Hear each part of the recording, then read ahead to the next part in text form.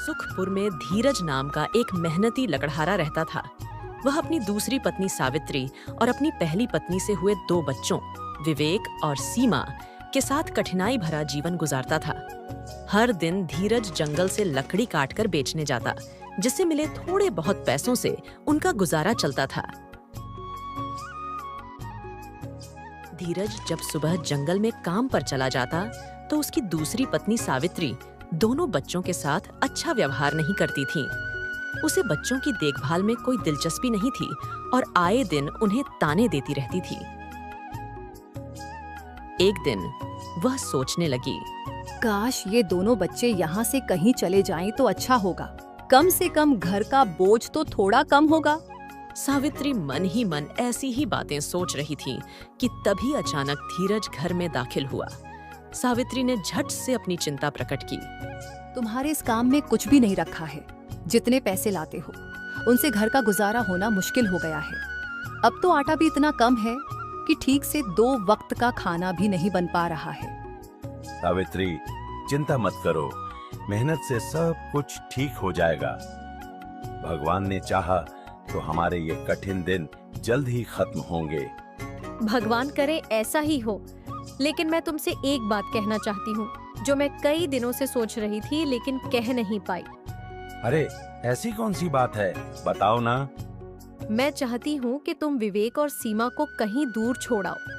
कहीं और जाएंगे तो शायद उनकी जिंदगी बेहतर हो सकेगी। यहाँ हमारे साथ रहेंगे तो भूख और गरीबी में ही झेंगे। क्यों ना इन्हें किसी जंगल में छोड़ाओ, शायद कोई इन्हें अपना ले और उनकी परवरिश अच्छे से हो सके। तुम ये क्या कह रही हो सावित्री? ये मेरे बच्चे हैं, मैं इन्हें अकेला जंगल में कैसे छोड़ दूं? ये नादान और मासूम हैं, जंगल में कैसे रह पाएंगे? अगर मेरी बात नहीं मानोगे तो ठीक है। अपने इन मासूम बच्चों को अपने साथ रखो और अपनी तरह ही भूखा मारो। वैसे भी हमारे पास खाने के लिए कुछ नहीं है और इसी गरीबी में ये बच्चे भी मर जाएंगे। जंगल में छोड़ने से तो बेहतर है कि मेरे बच्चे मेरी नजरों के सामने भूखे रहें। मैं खुद भूखा प्यासा रह लूंगा, लेकिन अपने मासूम बच्चों को भूखा नहीं रहने दूंगा। तुम मेरी बात समझते क्यों नहीं? अगर तुम इन्हें जंगल में छोड़ आओगे तो शायद इनका भाग्य इनके साथ दे। कहीं ऐसी जगह पहुंच जाएंगे जहां इन्हें भूखा नहीं मरना पड़ेगा। यहाँ रहकर इनकी जिंदगी तो खराब हो रही है।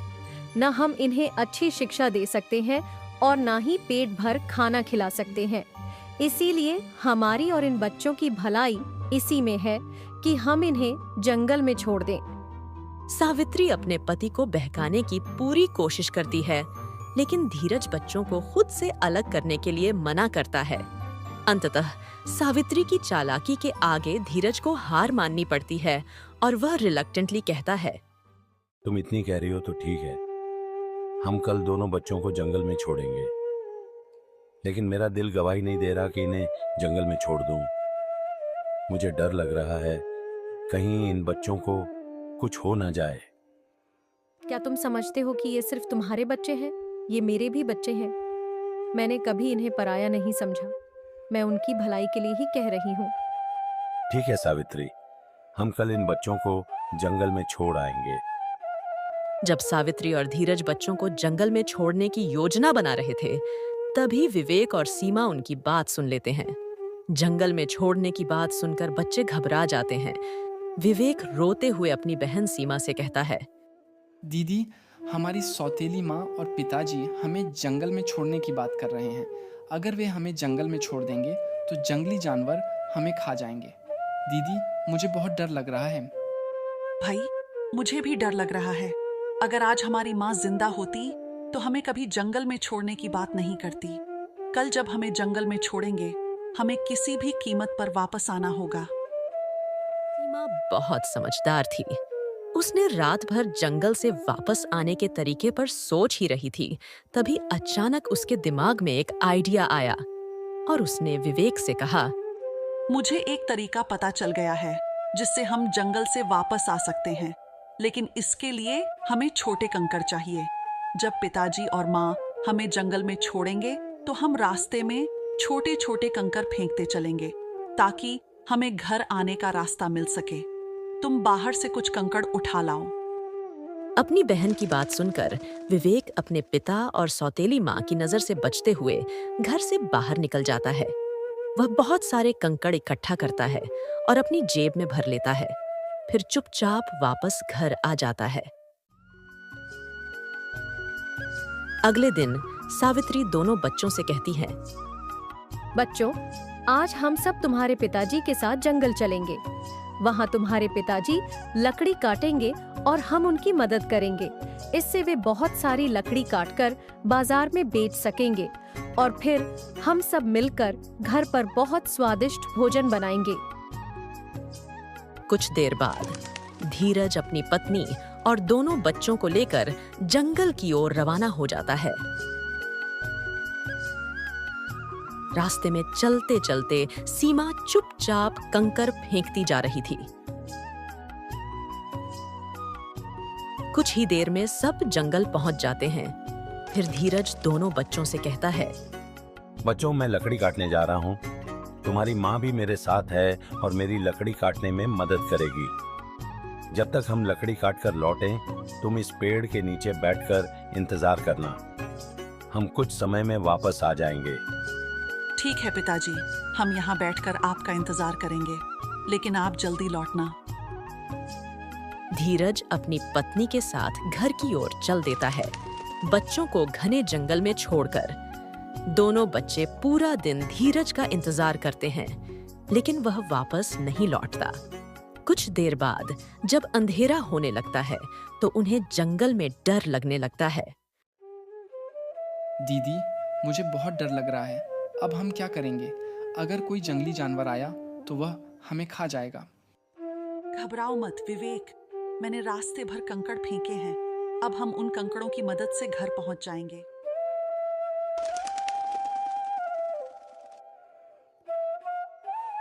दोनों बच्चे कंकड़ों की मदद से रास्ता तलाश करते हुए अपने घर पहुंच जाते हैं। जब सावित्री दोनों बच्चों को देखती है तो उसे बहुत गुस्सा आता है और वह सोचती है, ये बच्चे तो बहुत चालाक हैं। इन्हें घर आने का रास्ता कैसे पता चला? इतनी कोशिशों के बाद मैंने उन्हें जंगल से बाहर निकाला था। पता नहीं ये बदमाश बच्चे घने जंगल से कैसे वापस आ गए। इन्होंने मेरी सारी कोशिशें बेकार कर दी। अब मैं इन्हें नहीं छोड़ूंगी। तुम दोनों बहुत शैतान हो। कहाँ चले गए थे? तुम्हारे पिताजी ने तुम्हें पेड़ के नीचे इंतजार करने के लिए कहा था, लेकिन तुम हमें वहाँ नहीं मिले। हमने तुम्हें जंगल में बहुत ढूंढा, लेकिन तुम कहीं नहीं मिले। अगर तुम्हें जंगल में कुछ हो जाता तो क्या कहती कि सौतेली माँ ने करवाया? लोगों को तो यह नहीं पता कि बच्चे कितने शैतान होते हैं। इतनी देर तक घर से बाहर रहते हो और मैं किसी चीज का खौफ भी नहीं रखती। सावित्री बच्चों को डांट ही रही थी कि अचानक लकड़हारा आ जाता है। जैसे ही उसने अपने दोनों बच्चों को देखा, वह उन्हें प्यार से अपने सीने से लगा लेता है और फिर उन्हें खाना खिलाता है। और फिर कुछ दिन यूं ही बीत जाते हैं। अब लकड़हारे की आमदनी बहुत कम हो जाती है, इसलिए उसकी पत्नी उसे फिर से कहती है कि बच्चों को जंगल में छोड़ दो। लकड़हारा अपनी पत्नी को समझाता है कि वह अपने बच्चों को कहीं छोड़ने नहीं जाएगा, लेकिन पत्नी के बार बार कहने पर वह बच्चों को दोबारा जंगल में छोड़ने के लिए राजी हो जाता है। अगले दिन लकड़हारा दोबारा अपने बच्चों और पत्नी के साथ जंगल की ओर निकल पड़ता है। इस बार वह बच्चों को जंगल के बहुत अंदर ले जाता है। फिर वह बच्चों से बोलता है, तुम दोनों यहीं हमारा इंतजार करना। मैं लकड़ी काट कर ला रहा हूँ। हम कुछ ही देर में वापस आ जाएंगे। लकड़हारा दोनों बच्चों को उस घने जंगल में छोड़कर अपनी पत्नी के साथ घर चला जाता है। अब बच्चे काफी देर तक अपने पिता का इंतजार करते रहते हैं, लेकिन वह नहीं आते। थककर दोनों बच्चे जंगल में सो जाते हैं। सुबह जब उनकी आंखें खुलती हैं, तो वाइवेक डर से रोने लगता है। डरो मत विवेक, हम इस बार भी कोई ना कोई रास्ता घर जाने का जरूर निकालेंगे। बस तुम्हें रास्ता ढूंढने में मेरी मदद करनी होगी। दोनों भाई बहन बहुत देर तक जंगल में भटकते रहते हैं, लेकिन उन्हें घर जाने का कोई रास्ता नहीं मिलता। उसी जंगल में एक आदमखोर बूढ़िया रहती थी जिसे इंसानों का मांस खाना बहुत पसंद था। इस बार उसने काफी दिनों से इंसानी मांस नहीं खाया था। पता नहीं इंसानों को क्या हो गया है जो वापस जंगल में नहीं आते। रोज रोज ये उल्टी सीधे चीज खा खा कर मेरा दिमाग तो खराब हो गया है। सालों हो गए हैं, अब और नहीं रहा जाता। अगर मुझे इंसानी मांस खाना है तो मुझे जंगल से बाहर जाना ही होगा। उसके बाद वह बूढ़िया इंसानों की तलाश में निकल जाती है। तभी उसकी नजर विवेक और सीमा पर पड़ती है और वह सोचने लगती है, अरे आज तो ऊपर वाला मुझ पर बहुत मेहरबान है। मैं इंसानों को जंगल के बाहर तलाश करने जा रही थी, लेकिन ये तो खुद चलकर मेरे पास आ रहे हैं, वह भी एक साथ, 2 इंसानी बच्चे। अब मुझे किसी भी तरह इन बच्चों को अपने जाल में फंसाना होगा, उसके बाद मैं इन्हें खाऊंगी। वह आदमखोर बूढ़िया जल्दी से अपने घर जाती है और अपने घर के बाहर बहुत सारी मिठाइयाँ और खाना रख देती है। विवेक और सीमा अपने घर का रास्ता तलाश करते हुए बूढ़िया के घर पहुंच जाते हैं। जब उनकी नजर बूढ़िया के घर के आगे रखी मिठाइयों और खाने पर पड़ती है तो विवेक सीमा से कहता है, दीदी देखो, उस घर के बाहर कितनी सारी मिठाइयाँ और भोजन रखा है। मैंने इतनी सारी मिठाइयाँ कभी नहीं देखी। देखने में तो ये बहुत स्वादिष्ट लगती हैं। क्या हमें यह भोजन खाना चाहिए? मुझे तो बहुत तेज भूख लग रही है दीदी। भूख तो मुझे भी लग रही है और खाली पेट हम अपने घर का रास्ता भी नहीं तलाश सकते, इसलिए हमें यह भोजन खाना ही होगा। लेकिन होशियार रहना, कोई हमें भोजन खाते हुए देख न ले। दोनों बच्चे खुशी खुशी घर के बाहर रखी मिठाइयाँ और भोजन खाने लगते हैं। थोड़ी ही देर में बूढ़िया अपने घर से बाहर आती है। अब बुढ़िया को देखकर दोनों बच्चे डर जाते हैं। मेरे प्यारे मासूम बच्चों, डरो मत, इसे अपना ही घर समझो। ये सब मिठाइयाँ तुम्हारे लिए ही हैं, जितना जी चाहे उतना खा लो। वैसे तुम इस घने जंगल में अकेले क्या कर रहे हो? तुम्हारे माता पिता कहाँ हैं? दादी, हम इस जंगल में फंस गए हैं। हमें अपने घर का रास्ता नहीं मिल रहा है। हम कब से अपने घर का रास्ता तलाश कर रहे हैं, लेकिन हमें अभी तक अपने घर का रास्ता नहीं मिला। ऐसा लगता है कि हम इस घने जंगल में फंस गए हैं। घबराओ मत मेरे प्यारे बच्चों, तुम्हें तुम्हारे घर का रास्ता ज़रूर मिल जाएगा। थोड़ी देर के बाद दिन ढलने वाला है, इसलिए इस घने जंगल में अकेले घूमना ठीक नहीं है। यहाँ बहुत ही खतरनाक जंगली जानवर रहते हैं। तुम दोनों मेरे घर के अंदर चलो और कल सुबह अपने घर का रास्ता तलाश कर लेना। फिर बूढ़िया दोनों बच्चों को बहला फुसला कर अपने घर में ले जाती है और उन्हें बहुत अच्छा खाना खिलाती है। क्योंकि 2 दिन से बच्चों ने कुछ नहीं खाया था, इसलिए दोनों बच्चे खूब खाना खाते हैं। उन्होंने पहली बार इतना स्वादिष्ट और इतना सारा खाना खाया था। फिर खाना खाकर वे दोनों बच्चे सो जाते हैं क्योंकि वे बहुत थके हुए थे। बच्चों को सोता देख बूढ़िया सोचती है, आज तो मज़ा ही आ जाएगा। आखिरकार आज मुझे इंसानी मांस खाने को मिल ही जाएगा। कब से तरस रही थी मैं इंसानी मांस खाने के लिए। अब मैं बच्चों को खूब अच्छे से पकाकर खाऊंगी। उठो आलसी बच्चों, कब तक सोते रहोगे? अब मैं तुम्हें पकाकर खाऊंगी। सबसे पहले तो मैं तुम्हारे भाई को खाऊंगी और उसके बाद तुम्हें। बूढ़िया की यह सब बातें सुनकर बच्चे बहुत ही ज्यादा डर गए। वे डरते हुए बूढ़िया से बोले, दादी, आप हमें क्यों खाना चाहती हैं? हमने आपका क्या बिगाड़ा है? चुप कर छोटे बच्चे, तुमने हमारा कुछ नहीं बिगड़ा है। मुझे इंसानी मांस खाने में बहुत मज़ा आता है और मुझे इंसानी मांस बहुत ज़्यादा पसंद है, इसलिए मैं तुम्हें कल अपने जाल में फंसाई थी। लेकिन मांस पकाने के लिए घर में लकड़ी तो है ही नहीं।